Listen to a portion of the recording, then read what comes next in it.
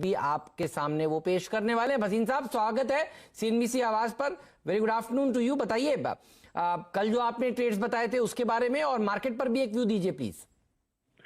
हाँ, good afternoon Hemant जी। 11,700 की आप दोस्तों, अगर आप बाजार में ट्रेडिंग या निवेश करते हैं और अभी भी ब्रोकरेज के नाम पर अपने हजारों लाखों रुपए बर्बाद कर रहे हैं तो अब बदलिए और देश के सबसे अच्छे और भरोसेमंद ब्रोकर एंजल ब्रोकिंग के साथ में जुड़िए, जहां पर आपका ब्रोकरेज कुछ भी नहीं लगता है। ब्रोकरेज लगता है तो सिर्फ इंट्राडे ट्रेड में, वह भी सिर्फ 20 रुपये। तो लिंक डिस्क्रिप्शन में है, वहां पर जाकर आप अपना अकाउंट ओपन करा सकते हैं एंजल ब्रोकिंग से। आपको कही थी सितंबर की एक्सपायरी, अब लग रहा है ना आपको 11,700 जाएगा।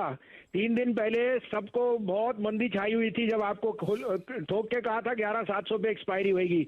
अब आपका क्या क्या ओपिनियन है? 11,700 जाएगा अगले थर्सडे को? सर बिल्कुल जाएगा और 11,700 के बाद 12,000 भी आएगा। जो सारे टारगेट्स लिए गए थे वो सब हासिल होने वाले हैं। बाजार में रैली है और क्या गजब का मूव देखने को मिल रहा है। बताइए आपने कौन से स्टॉक्स कल बताए थे और एक रिव्यू किया जाए। तो हेमंत जी, जैसे मैंने कहा, I told you second half of September particularly after 16 should be very bullish. और मैंने आपको उस समय भी कहा था कोई भी मौका मिले तो लेने का है।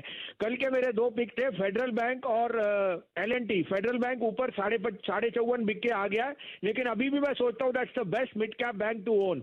आई am very very bullish on that with the target of 65। L&T 905.6 वाला आज 923.24 हो गया है और मैं अभी भी सोचता हूँ 950 ट्रेडिंग पिक है। उसके अलावा अगर आप कहें तो अब मेरे को फ्लेवर है, वो है बैंक्स एंड फार्मा। और बैंक्स इसलिए मैं कहता हूं क्योंकि the Fed is going to be extremely dovish and continue is तो I think the US market particularly the Dow is going to surprise on the upside. और कल आप you may not be, if you are bearish you might be caught on the wrong foot. इसलिए आपने देखा है banks में बहुत strong एक शॉर्ट कवरिंग आई है और वैल्यू बाइंग आई है। तो दो बैंक्स हैं जो मेरी पिक है और एक फार्मा स्टॉक आप कहें तो मैं शुरू करूं। Sir please. तो पहला आएगा सर सबसे दिग्गज bank state bank of India. 198 है। 195 का स्टॉप लॉस रखिए। 215 का पहला target. State bank will be the inordinate gainer of rising bond yields and lowest cost of money, और उसका क्रेडिट बहुत अच्छा एक्सपैंड कर रहा है। दूसरा पिक है अगेन मिड कैप बैंक, जो जिसने अभी रिसेंटली पैसे भी रेस किए हैं बट अंडर परफॉर्म कर रहा है, आरबीएल बैंक। 185 का रेट है, इसने 185 पे ही इक्विटी डाइल्यूट की है। तो आई थिंक फेयर वैल्यू इसकी 250 से 250 रुपए है। That's why I am very very bullish on this bank because it has weathered all the storm. और फार्मा में मुझे बहुत पसंद है सर ऑरोबिंदो फार्मा। 828 रुपए का भाव है। 8809 का स्टॉप लॉस रखिए। 875 to 900, but I don't rule out Aurobindo even hitting 1000 by the end of the year.